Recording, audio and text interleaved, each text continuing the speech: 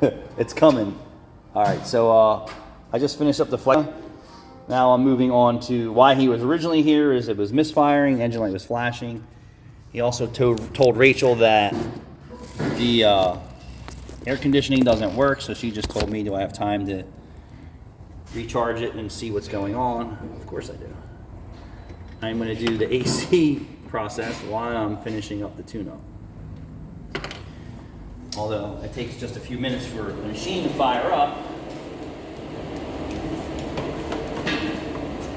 So this would be our first AC retail service. So we've done a bunch of wholesale AC services so far. Three wholesale and 1 retail. How interesting is that? So and it's freezing cold here. It's basically 30 degrees this morning in the shop. And what did you say? It's going to get to 60 today?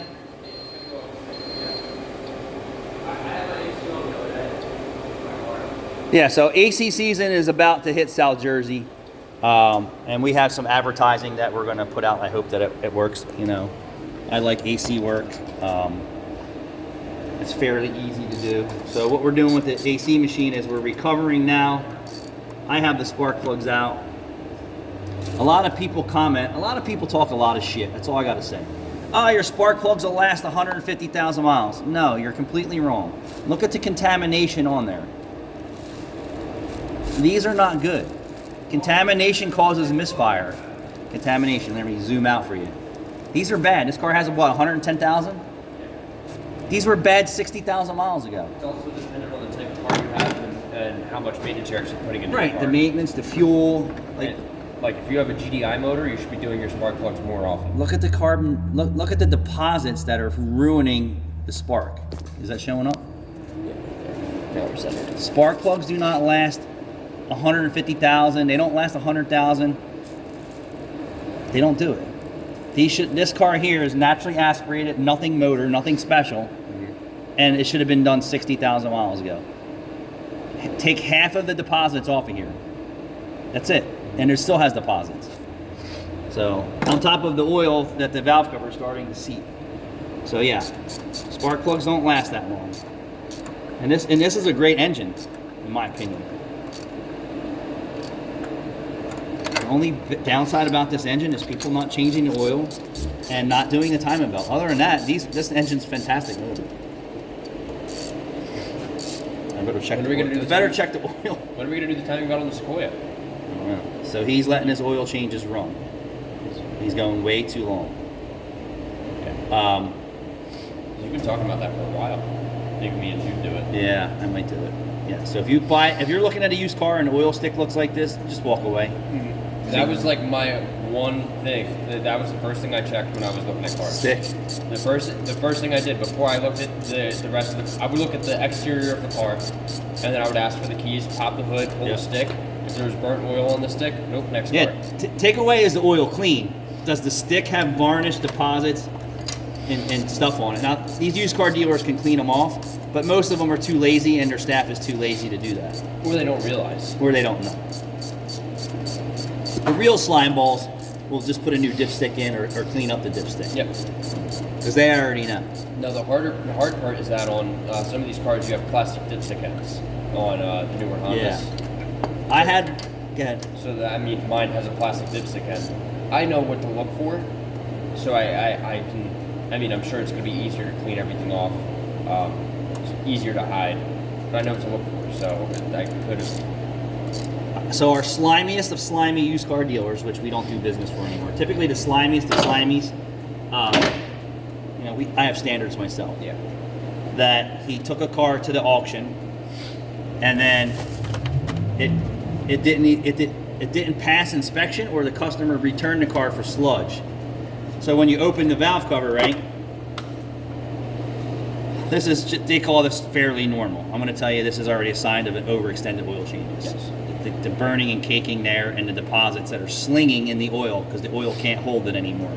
But on the Chevy motor. But if you look inside the valve cover, right? I'm just going to go in here and give it the old finger test. You shouldn't do that. You shouldn't be able to do that to a clean engine. The Chevy motors are worse. So what happened was, this wasn't so bad, but they stuck their finger in the valve cover and it was just pudding. So they had to get the car back, and then he brought it here and said, pull the valve cover and get rid of all the sludge on the top end of the motor. That's how slimy some of these guys are, and hard up to just unload the junk that they're married to or stuck with. So, you know, you get a used car. Oh, I'm so buried. I'm so sick of hearing it. It's your fault. Yep. Make better buying decisions. Yep. I'm buried in the car. I'm losing money. Make better buying decisions. That's how it works. So 2 dielectrical grease or not? Caleb? Yes. Always. Yes. Can you get me some while you're standing there? Yes. Always dielectrical grease. Don't do the pigtails for the coils. Anything that's a pulse width modulated or things like that, that I wouldn't do it to. But anything else, absolutely 100%. 100%? It might be on my box. 100%. We're gonna need some more soon. So when should you do your tune-up? It depends on your 50% of the time that the manufacturer recommends or your buddy recommends. If he says never do it, that means you better do it. Can you tell Rachel that the oil's dirty on this and see what he wants to do?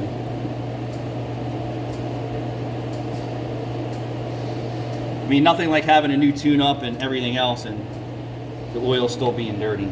So just a little bit of, you can do it in here too, but I'm not going crazy. I'm only gonna have to pull these out in 90 days again, 1 or 2 of them to replace as a defect because everything sucks today.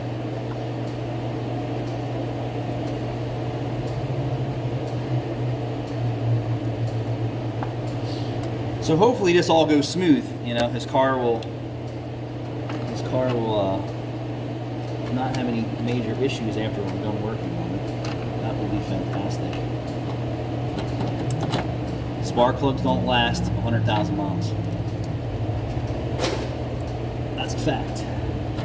You may think they do, but they don't. Am I putting the wrong bolts in for the coils? I think I am. Put everything back the way we found it, and looks right. Looks right.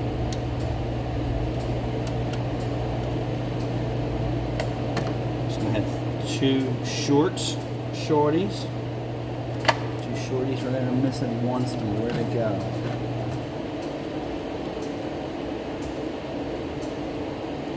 That's weird. So that's that one.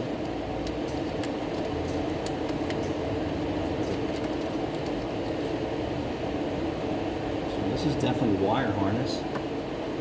Wire harness. Ah, somebody must have been in here before me. Different bolts. I'm okay with that. I don't like the fact that it's longer, because sometimes you put the longer bolt in the wrong spot, you wind up with a hole in the valve cover.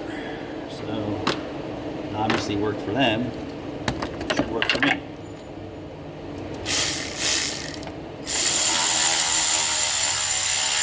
$10 Nm. 12 Newton meters. Whoa. He's going for the good oil too? This guy's splurging. 9 Newton meters. Battery's going dead.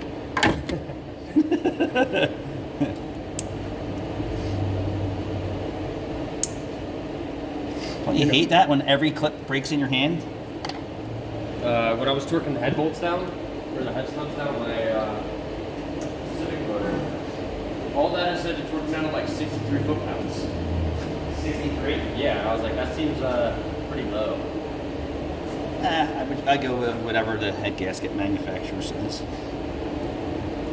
You adding extra doesn't really do a whole lot. When we were doing the Diamond Stars, we would do that. And I honestly, it didn't help us. It didn't stop us from blowing head gaskets. Nor did it stop it. It didn't do anything, to be honest. We still blew head gaskets like it was nobody's business. Huh. Well, you were probably looking at heads. Did you have head studs? Yeah, we had it.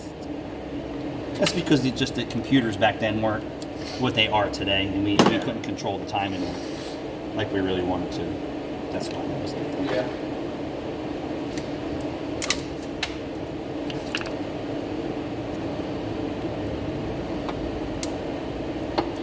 Come on. It should not be that hard. All right, so we had 1/4 of a pound in here. I'm going to just go with a 5-minute vac and leak test. This is basically a 10-minute. So it'll hold a vac, it'll put vac for 5 minutes, and then it'll hold and measure the vacuum in 5 minutes to see how much it drops. If it doesn't drop, it tells me that we're good enough. And like Rachel said, her car, we recharged that 5 years ago, and it's still good to this day. So sometimes cars just need a recharge. And then sometimes there's a leak so small that you can't find it. Sometimes it's so large that you do find it. The satisfactory part, the part that I enjoy is like, oh, I found it.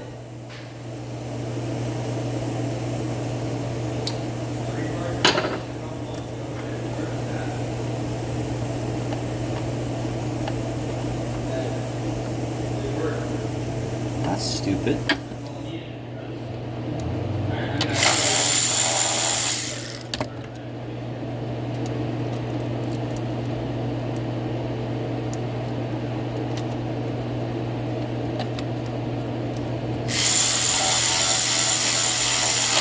Newton meters.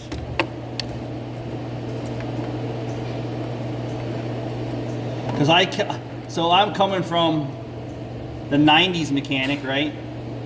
And then when they started doing things in Newton meters, I'm like, come on, are you serious? And now everything's in Ugga-Duggas. What's that? All right, let's start this thing up and see how happy she is or is not.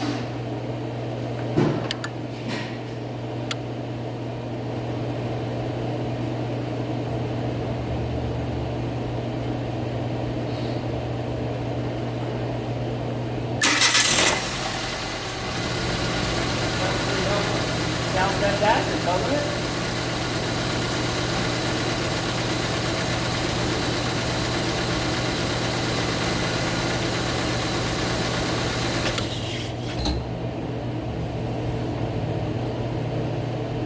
Sounds better than it came in.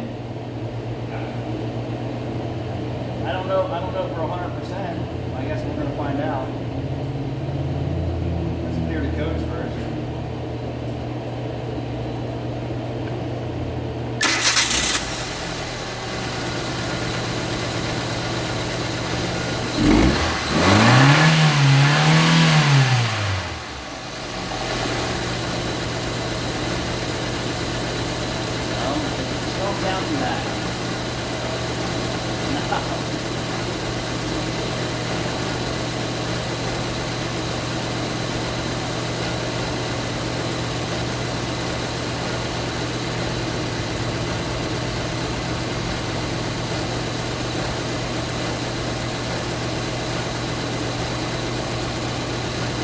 No. It's better.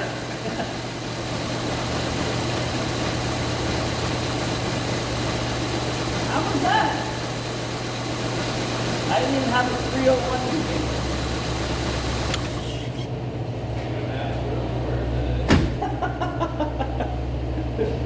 So my original codes were a random and a 303.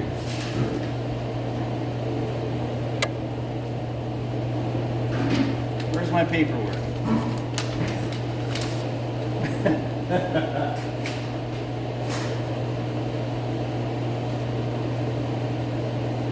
So here we go. So my original codes was a 304 and a 300. And now I have a 301. How about that? Why is that, sir?